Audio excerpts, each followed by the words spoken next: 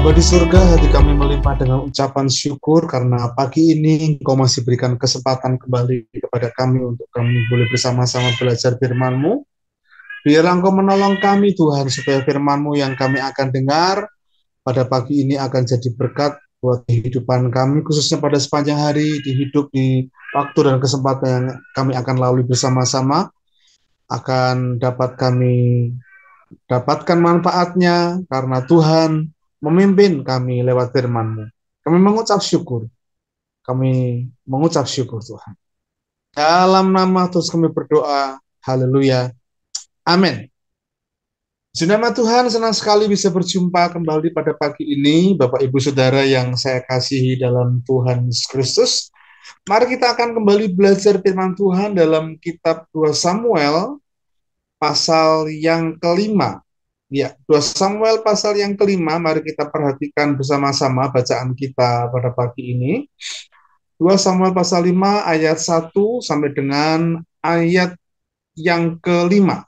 Ya, 5 ayat kita akan perhatikan dan kita akan mendapatkan poin-poin penting dari perjalanan pembelajaran kita tiap hari dari perikop per perikop. Nah, demikian firman Tuhan. Lalu datanglah segala suku Israel kepada Daud di Hebron dan berkata, "Ketahuilah, kami ini darah dagingmu. Telah lama ketika Saul memerintah atas kami, engkaulah yang memimpin segala gerakan orang Israel. Dan Tuhan telah berfirman kepadamu, engkaulah yang harus menggembalakan umatku Israel, dan engkaulah yang menjadi raja atas Israel." Maka datanglah semua tua-tua Israel menghadap raja di Hebron. Lalu Raja Daud mengadakan perjanjian dengan mereka di Hebron di hadapan Tuhan. Kemudian mereka mengurapi Daud menjadi raja atas Israel. Daud berumur 30 tahun pada waktu ia menjadi raja. 40 tahun lamanya ia memerintah. Di Hebron ia memerintah atas Yehuda 7 tahun 6 bulan. Dan di Yerusalem ia memerintah 30 tahun atas seluruh Israel dan Yehuda. Amin. Puji nama Tuhan. Diberkatilah setiap kita yang selalu membaca dan merenungkan firman Tuhan dan bertekad dalam komitmen pengiringan kita untuk menjadi pelaku-pelaku kebenaran firman Allah yang menjadi terang, menjadi pedoman, menjadi sesuatu yang istimewa dalam perjalanan hidup, iman, dan keyakinan kita. Nah, Bapak Ibu Saudara yang dikasihi oleh Tuhan, ini adalah kisah kelanjutan dari peristiwa yang dialami oleh Daud sebelumnya. Pada peristiwa sebelumnya Daud, kita belajar bersama-sama, dia memberikan rasa empati, simpatinya, hormatnya kepada Saul dan keluarganya. Walaupun Saul sudah tidak ada, Yonatan sahabatnya sudah tidak ada, tapi anak cucu dari Saul tetap ada, bahkan Mephiboset yang timpang kakinya, anak dari Yonatan itu ditempatkan semeja sehidangan dengan Daud, karena itu bentuk dari penghormatan kepada Saul yang memang dihormati, walaupun dia dibenci oleh Saul sedemikian rupa. Nah, ketika Mephiboset sudah dikuburkan, dan Abner Biner yang mengangkat pun sudah tiada, wafat, mati oleh Yoab, maka seluruh Israel itu datang kepada Daud untuk minta diayomi. Seluruh Israel artinya 12 suku itu datang kepada Daud untuk menjadikan Daud itu raja. Nah, ada dua kebenaran yang akan saya bagikan sebagai perenungan kita untuk kita renungkan bersama-sama. Yang pertama, dari bacaan kita pada pagi ini, kita akan menemukan bahwa orang yang dipromosikan Tuhan, ya, orang yang dipromosikan Tuhan selalu mendapatkan satu peneguhan. Ya, poin pertama yang kita mau renungkan bersama-sama adalah ini. Promosi dari Tuhan selalu diteguhkan oleh orang banyak atau dengan satu peristiwa atau banyak peristiwa atau bahkan kejadian-kejadian yang terjadi. Jadi ketika Tuhan mempromosikan seseorang, ketika Tuhan mengangkat seseorang, itu dia juga memberikan peneguhan-peneguhan lewat orang lain, lewat peristiwa, lewat kejadian, bahwa ini orang yang aku berkati, ini orang yang aku angkat untuk menjadi alatku, gitu ya. Nah, ayat 1 sampai dengan ayat yang ketiga ini memberikan penjelasan kepada kita bahwa promosi dari Tuhan itu selalu diteguhkan Tuhan lewat orang, lewat kejadian, lewat peristiwa, dan sebagainya. Perhatikan ayat 1 sampai dengan ayat yang ketiga. Lalu datanglah segala suku Israel. Ya, segala suku Israel berarti 12 suku. Mungkin bisa bicara bukan hanya suku saja, tapi bisa tentang tua, bisa tentang kaumnya, begitu ya.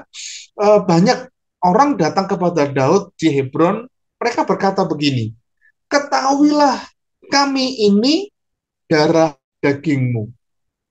Telah lama ketika Saul memerintah atas kami, engkaulah yang memimpin segala gerakan orang Israel. Dan Tuhan telah berfirman kepadamu, engkaulah yang harus mengembalakan umatku Israel, dan engkaulah yang menjadi raja atas Israel. Jadi promosi yang disampaikan oleh Tuhan pada seseorang selalu diteguhkan oleh kejadian-kejadian, oleh orang yang ada di sekitar dari orang-orang yang sedang dipromosikan ini. Kalau orang-orang Israel ini mengatakan bahwa Daud itu harus menjadi raja, bukan karena Daud menginginkannya, bukan karena Daud punya kemampuan, tidak, tapi karena semata-mata oleh karena Tuhan yang sedang punya rencana yang hebat dalam kehidupan bangsa, dalam kehidupan komunitas, bahkan dalam kehidupan warga atau seseorang begitu. Dikatakan di ayat yang kita baca tadi kan mengatakan seperti ini, kami ini darah dagingmu. Artinya mereka mencoba untuk datang kepada Daud minta diayomi gitu ya, minta diayomi supaya ada hubungan yang baik kembali antara raja dengan orang yang dipimpinnya, antara raja dengan masyarakat, dengan rakyat yang dipimpinnya. Dan dilanjutkan dalam ayat ini, bukan saja Daud yang mendapatkan ayat ini bahwa dia nanti akan menjadi raja, tapi ternyata seluruh Israel yang datang kepada Daud di Hebron itu juga mengatakan hal yang sama, bahwa engkaulah yang harus mengembalakan umatku Israel. Jadi orang Israel yang datang kepada Daud ini mengutip firman yang disampaikan Tuhan kepada Daud, mengatakan seperti ini, engkaulah yang harus mengembalakan umatku Israel. Kalimat ini adalah kata-kata Tuhan. Dan engkaulah yang akan menjadi raja atas Israel. Bapak, Ibu, Saudara yang dikasih oleh Tuhan, ketika seseorang diangkat oleh Tuhan, ketika seseorang dipromosikan oleh Tuhan, Tuhan selalu memberikan peneguhan, ya, meneguhkan bahwa ini orang yang tepat. Dalam banyak peristiwa selalu begitu, diteguhkan lewat beberapa orang, bahkan banyak orang, bahkan lewat kejadian, lewat peristiwa yang terjadi. Dan ayat 3 tadi mengatakan, maka datanglah semua tua-tua Israel. Semua tua-tua Israel menghadap siapa? Daud di Hebron. Bapak Ibu Saudara yang dikasihi oleh Tuhan, ketika Tuhan sedang berkenan kepada kehidupan seseorang, dia tidak hanya bekerja dalam pengertian tanpa ada sebuah peneguhan. Ketika Tuhan berbicara kepada seseorang, selalu ada peneguhan. Ketika seseorang diangkat oleh Tuhan, selalu ada peneguhan. Dan peneguhan-peneguhan itu bisa jadi kepada orang yang mendukungnya. Bahkan peneguhan itu kadangkala bisa terjadi lewat peristiwa-peristiwa yang terjadi dalam hidupnya. Karena kalau kita melihat perjalanan Daud, ini adalah sebuah proses yang tidak mudah sebelum dia menjadi seorang raja. Dan itu bentuk peneguhan atau bentuk dari tes ujian yang memang dia harus lewati bersama-sama sampai kepada titik di mana Tuhan akan mengangkat dia, mempromosikan dia menjadi seorang yang dipakai oleh Tuhan, memimpin Israel. Demikian juga dalam kehidupan kita sebagai orang percaya yang hidup hari ini. Ya, kalau kita melihat ada peristiwa-peristiwa yang terjadi, jadikan itu sebagai momentum apakah Tuhan sedang bekerja dalam kehidupan kita. Misalnya nih, kalau di Indonesia pada peristiwa yang lalu terjadi COVID dan sebagainya, dan bukan hanya di Indonesia, di negara-negara lain yang maju pun sekali ada COVID, dan ada banyak orang-orang yang meninggal, ada banyak orang-orang yang mati. Dan beberapa kita mungkin bertanya, beberapa hamba Tuhan juga memberikan sebuah penekanan, apa maksud dari peristiwa ini? Karena memang kadangkala maksud Tuhan itu juga bisa memberikan seperti itu, bisa memberikan sebuah pemahaman apa ya yang terjadi. Nah, dalam kehidupan kita juga demikian, peristiwa jadi dalam kehidupan kita, jangan lupa kadangkala kita perlu bertanya, mengapa Tuhan? Termasuk dari antara kita yang masih muda, ya, ketika ada seseorang yang mengatakan Tuhan berbicara kepadaku begini-begini, jangan mudah percaya. Apalagi itu kalau menurut jodoh, pasangan hidup. Karena kalau bisa bicara itu, loh kok Tuhan nggak bicara dengan saya? Kok kamu toh? Berarti beritanya itu adalah bohong. Ya. Dan apa yang dikatakan oleh orang-orang yang berkarisma tertentu begitu, mengatakan hal-hal yang mungkin itu sangat fenomenal dan membuat orang terkagum, berdecak kagum gitu ya. Ya, ujiannya selalu pada waktu dan buah yang dihasilkannya. Waktu dan buah yang dihasilkannya. Apakah itu betul-betul dari Tuhan, atau bikinan manusia, atau kuasa kegelapan, atau siapa? Yang jelas, kita perlu menganalisanya dengan baik. Dari peristiwa Daud dipromosikan Tuhan, kita belajar bahwa Tuhan itu selalu memberikan peneguhan saat dia sedang bekerja, mengangkat, meneguhkan, mempromosikan, memberkati seseorang. Yang kedua, dalam perikop ini kita juga belajar yang kedua tentang satu kondisi yang dialami oleh Daud. Dia tidak hanya dipromosikan, tapi dia juga menjalani proses yang tidak mudah. Ya, Daud itu menjalani proses hidup yang tidak mudah. Daud menjadi raja bukan instan, tetapi melalui proses yang dijalaninya. Daud menjadi raja bukan instan, tetapi melalui proses yang dijalaninya. Ayat 4 dan 5, Daud berumur 30 tahun pada waktu ia menjadi raja. 40 tahun lamanya ia memerintah. Di Hebron ia memerintah atas Yehuda 7 tahun 6 bulan. Dan di Yerusalem ia memerintah 33 tahun atas seluruh Israel dan Yehuda. Jadi genap 40 tahun. Dia mulai bekerja, dia mulai menjadi raja berumur 30 tahun. Dari kalimat 30 tahun ini sebetulnya bisa memberikan sebuah penekanan bahwa seseorang yang dilantik, ditabiskan dalam budaya Yahudi, ya usia 30 tahun ini. Yesus tampil pelayanan, Yesus tampil sebagai seorang yang telah lulus dari sekolah kerabian, begitu kalau boleh dibilang, usia 30 tahun. Dan masa itulah imam dalam adat Yahudi, dalam tradisi Yahudi, dalam kebiasaan Yahudi juga demikian, usia 30 tahun. Dan ternyata Daud ketika memimpin menjadi raja atas seluruh Israel itu juga sama, 30 tahun. Jadi ketika dia menjadi raja di Yehuda masih sangat muda.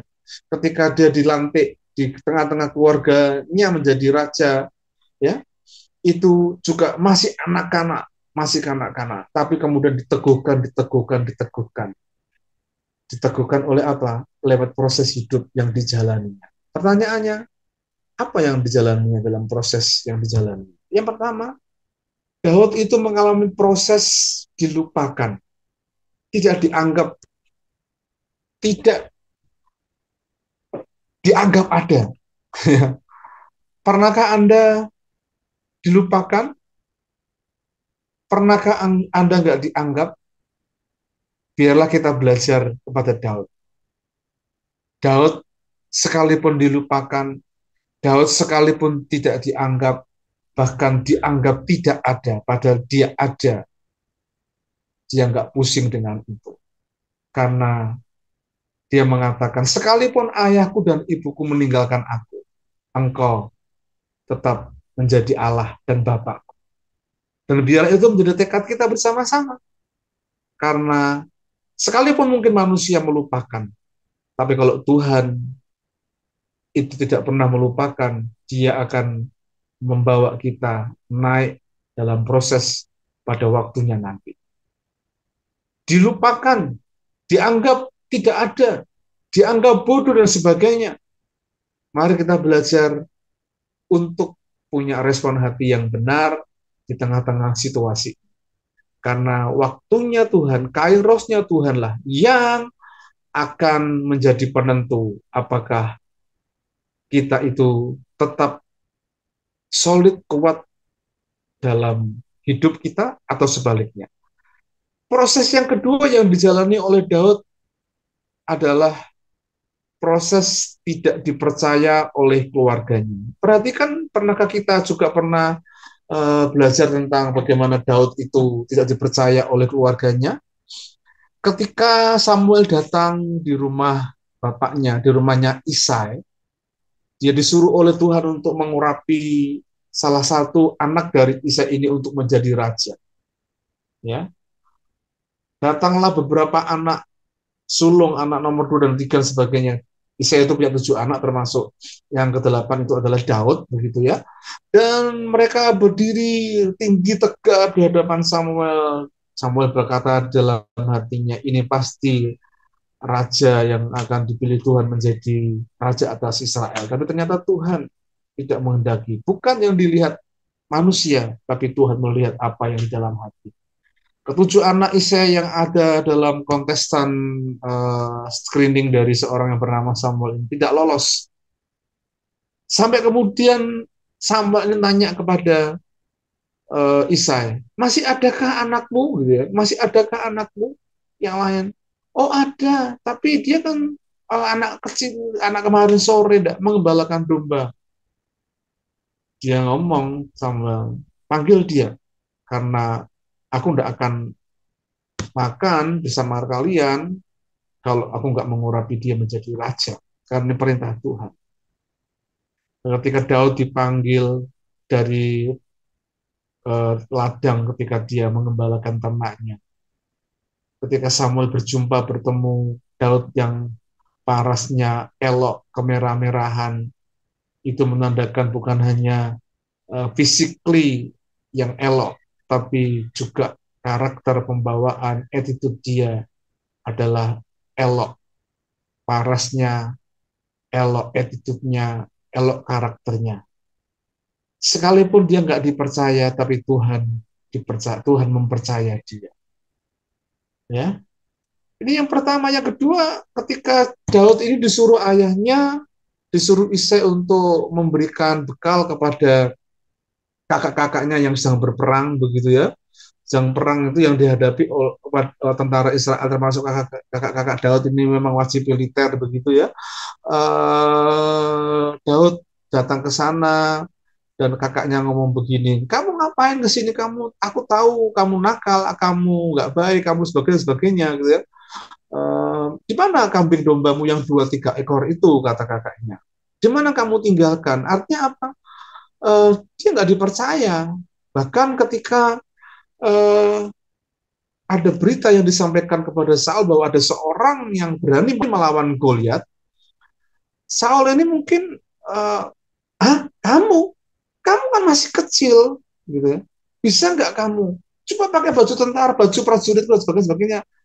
Ternyata nggak demikian. Saul pun tidak mempercaya dia. Bahkan mungkin seluruh Israel pun nggak mempercayai Daud dia sanggup mengalahkan Goliat. Karena dia kecil, dia nggak pandai berperang, dia bukan prajurit.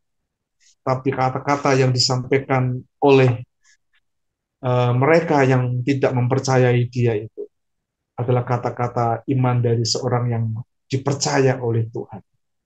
Dari 2 tanganku ini aku pernah membunuh singa dan beruang, mencapik-capiknya dan sebagainya.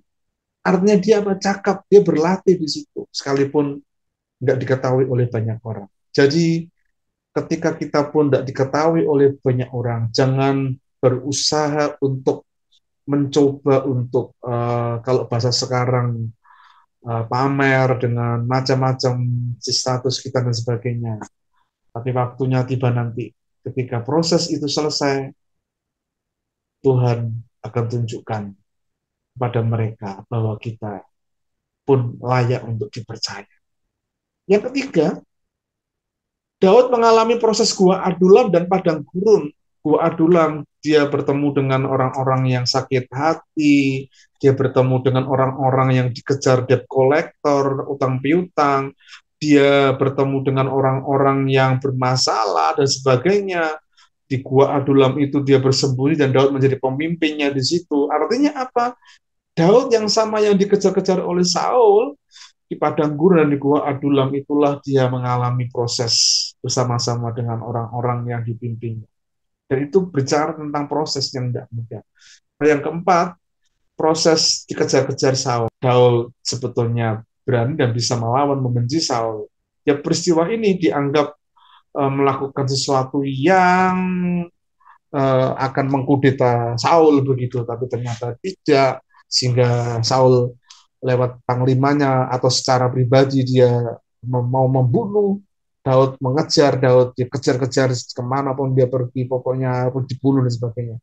Dan itu yang terjadi. Nah, Bapak Ibu yang dikasih oleh Tuhan, dalam perikop ini kita belajar 2 hal. Yang pertama, promosi datang dari Tuhan itu selalu diteguhkan oleh orang banyak, oleh seseorang, ya, dan promosi juga diteguhkan lewat peristiwa dan kejadian yang kita alami. Tetapi Daud juga ketika diangkat Tuhan melalui ini, proses, bukan cara yang instan. Karena itu Bapak Ibu saudara kasih Tuhan, kita yang hidup di zaman yang serba mudah, instan, yang kita inginkan. Jangan sekalipun kita berada di zaman yang instan, tapi mari kita tetap proses. Seringkali kita pengen melihat hasilnya, tapi Tuhan juga sebetulnya senang dengan proses yang kita uh, alami dalam kehidupan kita. Izinkan proses itu membentuk kita menjadi sempurna sesuai dengan gambaran anaknya. Amin. Kita datang kepada Tuhan. Kami menaikkan ucapan syukur kami kepada Engkau Tuhan, karena kami pagi ini pun boleh belajar firman-Mu. Biarlah firman-Mu menerangi hati kami. Biarlah firman-Mu meneguhkan kami, mengajar kami, menasihati kami. Karena kami tahu Tuhan, di setiap langkah, setiap detak jantung kami, Engkau yang empunya, Engkau yang mengatur, Engkau yang membela. Bahkan Tuhan, kami percaya Kasih Tuhan memampukan, kasih Tuhan melimpahkan berkat, melimpahkan sukacita ilahi mewarnai kehidupan kami. Terima kasih Bapak, terima kasih Tuhan Yesus. Engkau Bapa kami yang baik, Bapa yang sempurna, Bapa yang tidak pernah berubah, kasihnya, kuasanya, kebaikannya dalam kehidupan kami.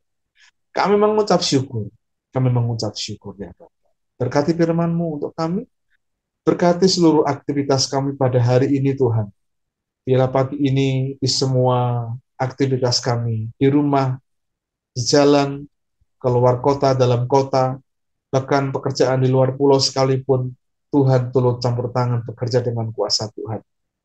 Berkati pergumulan-pergumulan kami, Tuhan. Kami rindu pergumulan-pergumulan ini tidak membuat kami jauh dari Tuhan, dari Engkau, tapi akan membuat semakin dekat dengan Engkau yang adalah Tuhan, Juru Selamat dan Penolong kami. Terima kasih.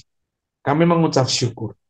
Mari kita terima doa berkat. Tuhan memberkati Engkau dan melindungi Engkau. Tuhan menghadapkan wajahnya yang kudus kepadamu dan seraya memberikan berkat sukacita, berkat damai sejahtera dilimpahkan dalam kehidupan kita semuanya. Engkau akan menjadi kepala bukan ekor dalam kehidupan yang diberkati oleh Tuhan. Seperti pohon yang ditanam di tepi alun-alun yang akan terus menghasilkan buah. Dan kalau hidupmu diberkati oleh Tuhan dari sejak pagi ini, besok bahkan sampai kepada Maranatha, Kristus Yesus datang kedua kali menjemput kita semua. Di dalam berkat nama, kami berdoa mengucap syukur, haleluya, amin. Nama Tuhan, selamat pagi, shalom, memberkati kita semuanya. Biarlah berkat Tuhan dilimpahkan dalam kehidupan kita sepanjang hari yang kita akan lalui pada hari ini. Shalom, amin.